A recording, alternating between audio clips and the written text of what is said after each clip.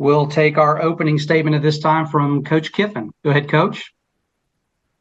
All right, guys. Gary, thanks for having me. We couldn't be more excited to be part of this unbelievable matchup and to play a great university and program like Penn State and Coach Franklin, all the success that he's had there and the great players, and be close to home for us to where a lot of our fans can go to a great stadium and be a great matchup. So obviously a lot of stuff going on with playoff announcements and then the bowl games and then recruiting visits at the same time. So kind of in a whirlwind of things, but we couldn't be more excited about this bowl game and this matchup and coming to Atlanta. Thank you, Coach. And now opening comment from Coach Franklin. Go ahead, Coach. Gary, great to see you again. We couldn't be more excited to play in the Chick-fil-A Peach Bowl. Had a great experience last time I was here. Obviously, ton of respect for Ole Miss from my time in the SEC, and then obviously for Lane. Me and Lane have known each other for a long time. Obviously, have followed his career from afar. We have a lot of friends in common as well. And, it's been great to watch those guys play when I've had the opportunity this year as well. He's always played an exciting brand of football. So when you talk about two programs, with such a strong brand and reputation and history, like Penn State and Ole Miss, also pretty cool that Penn State has never played in the Peach Bowl, which is something that's unusual in 2023. There's not too many things you can say that has never happened, especially for a program like Penn State. Should be a great experience for our players, should be a great experience for our fans, and obviously the matchup between the Big Ten and the SEC, two of the most respected conferences in all of college football. So, Gary, we appreciate this opportunity. Lane, great year. Congratulations, and I look forward to seeing you soon. All right. Thanks for that, Coach, very much. We appreciate it.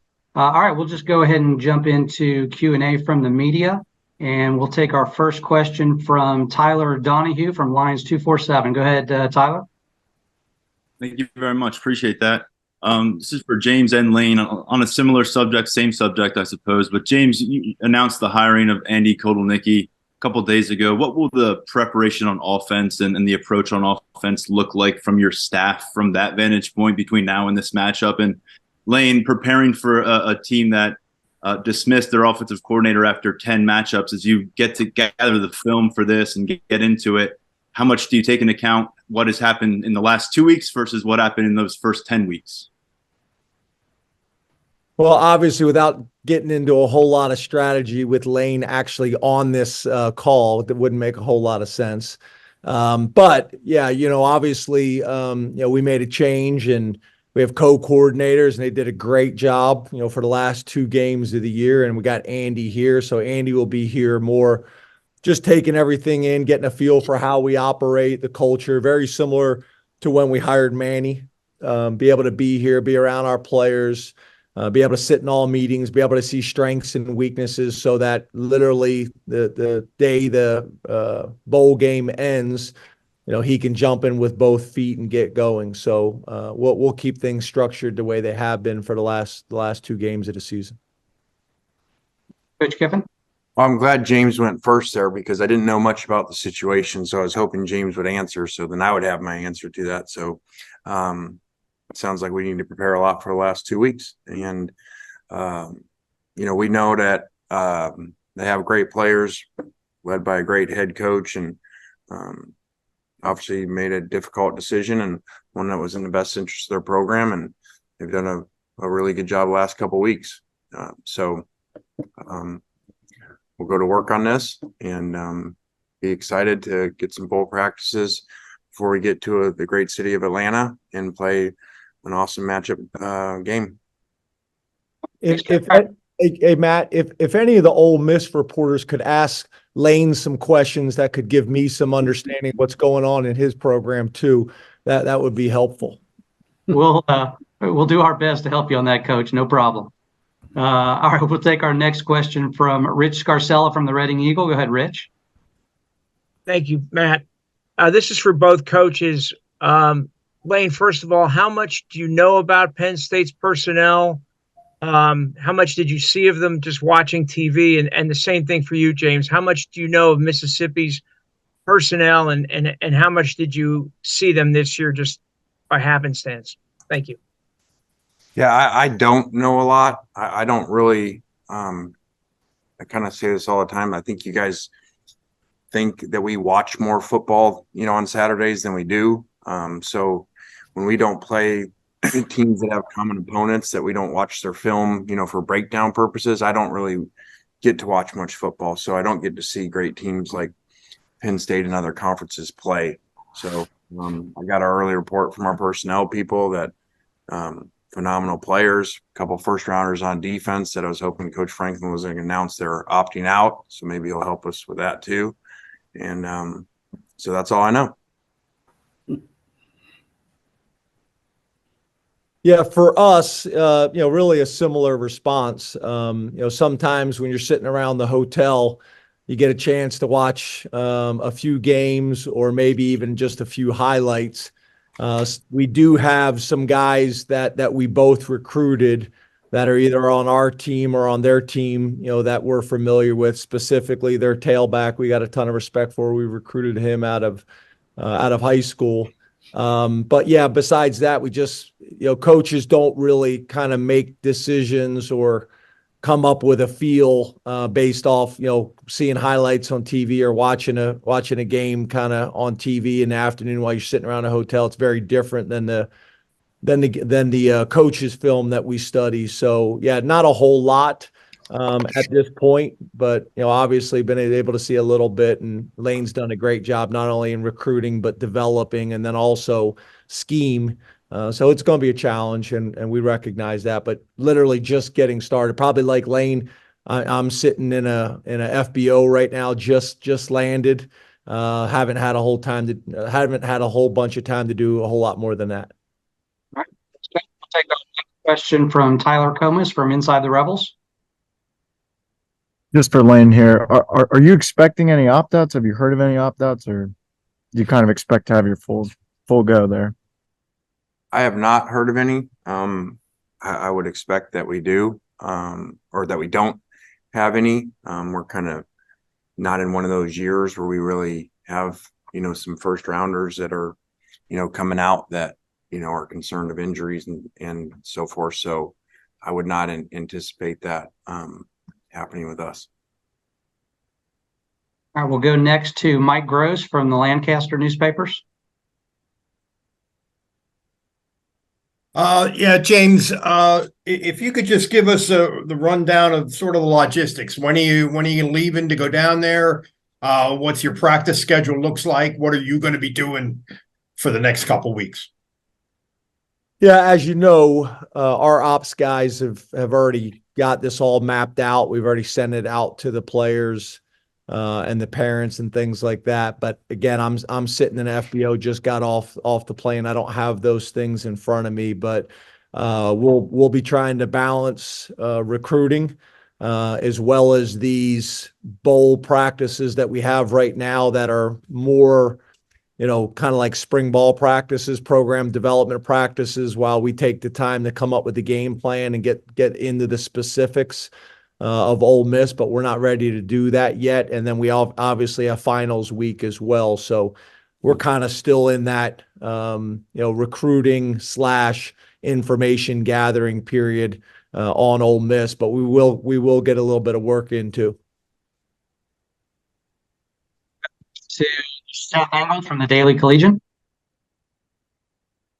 Hey, James, Lane, hope you're well. Wanted to ask about opt-outs again. What is your kind of role in that decision making? Obviously, it's it's up to them and their families. But is there something that maybe you can say? Are these conversations that you're actively having with these guys? And does that change for you, James and Lane, you too? Thanks. Yeah, obviously you hope that the relationships that are there, that you've had over a number of years with these players and their parents, that they'll, use you in part of that process. But the challenge in college football, when we change the rules, and allowed agents to be talking to these players their entire college career, that's the challenge, right? They're getting information, and it's not always accurate information from every direction. So we just try to create an open communication line, try to give guys as much valuable information as possible. And then from really that point on, at the end of the day, we just want our guys to be able to make, great educated decisions based on all the information that's out there. Yeah, I kind of mentioned before, I don't think that, no disrespect to our guys, just from grades coming back and what in conversations with our players in general, I don't think that we have guys really in that conversation, of that first round type of grade or projection to potentially opt out. So I don't think that will be an issue with us this year.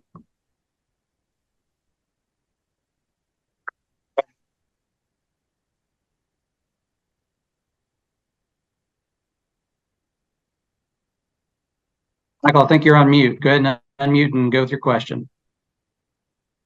Did you say me? Sorry, you broke up there for a second.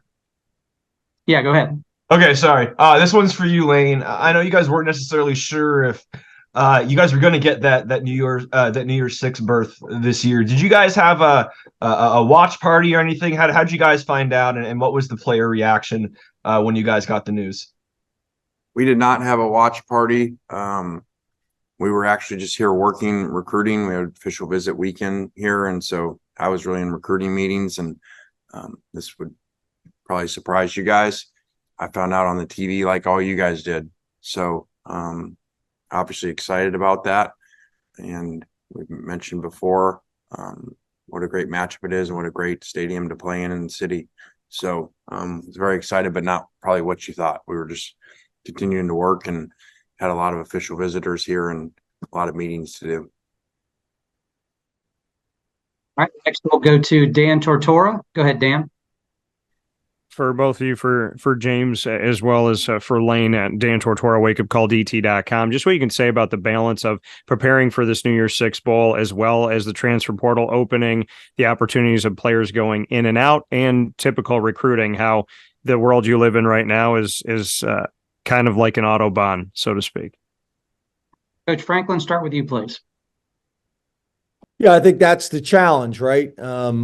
You got to, number one, take care of your current players and make sure that they are, developing and finishing strong academically and giving yourself the best chance to be 1-0 this week or for this game, excuse me. But at the same time, you better be bringing in players, whether it's from high school or from the transfer portal, that are going to allow you to keep growing and developing as a program and as an organization for the future. So it's the constant battle of those two things. And that's why you see college football staffs have gotten bigger, because literally you're trying to do both at the same time constantly. And obviously this time of year, right before signing period and the transfer portal opening, it magnifies it even more so. Yeah, I think, like Coach mentioned, it's a big challenge trying to manage all that at the same time. There's always been recruiting in bowl game, but now portal doesn't just mean the guys you see going to the portal, means your own guys and managing that. And so you're basically managing your current roster and you're trying to manage your projected roster for next year at the same time. So there are a lot of challenges to it. That's the world we live in now, and a calendar that's not very ideal or set up very well, but we have to maximize the situation that the calendar puts us in. We'll take our next question from John Sokoloff from WCBI. Go ahead, John.